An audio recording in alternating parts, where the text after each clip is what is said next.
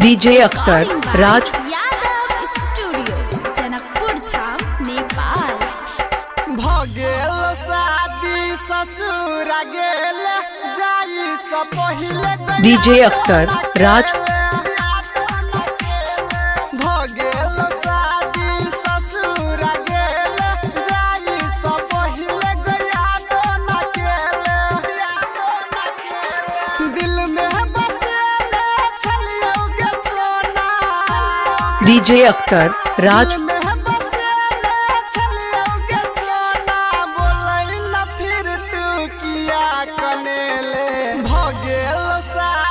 ससुर गेल जाई स पहिले गया तो न केले भगेल शादी ससुर गेल जाई स पहिले गया तो न केले। Remix by DJ Akhtar Raj Akhtar Raj Akhtar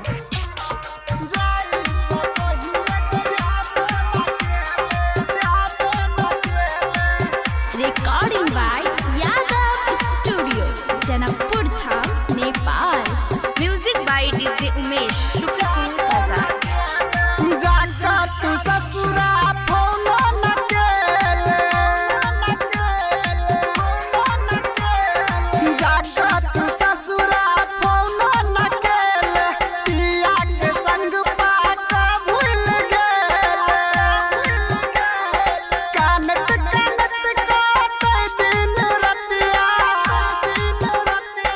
कानत कानत काटे दिन रतिया के हम सजा हमरा तू गे देले भगेल शादी ससुर गेल जाई स पहिले गया तो न केले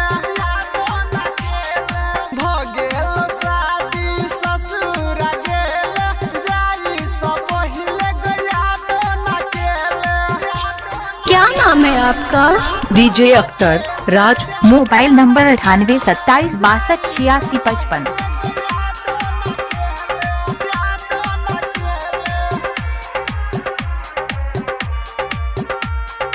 music by DJ Umesh Shukrapur बाजार।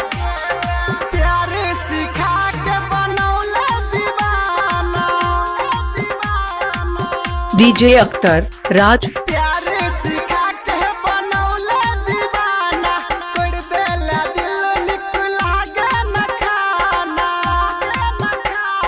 राइटर सलेंदर सिंगर पुकारे राइटर सलेंदर सिंगर पुकार के बोलई न किया जखम देले भगेल शादी ससुर गेल जाई स पहिले गया तो न केले भगेल शादी ससुर गेल जाई स पहिले गया तो न केले डीजे अख्तर राज दिल में बसेले छलियोगे सोना दिल में बसेले छलियोगे सोना बोलई न फिर तू किया कनेले भगेल शादी ससुर गेल जाई स पहिले गया तो न केले। डीजे अख्तर राज।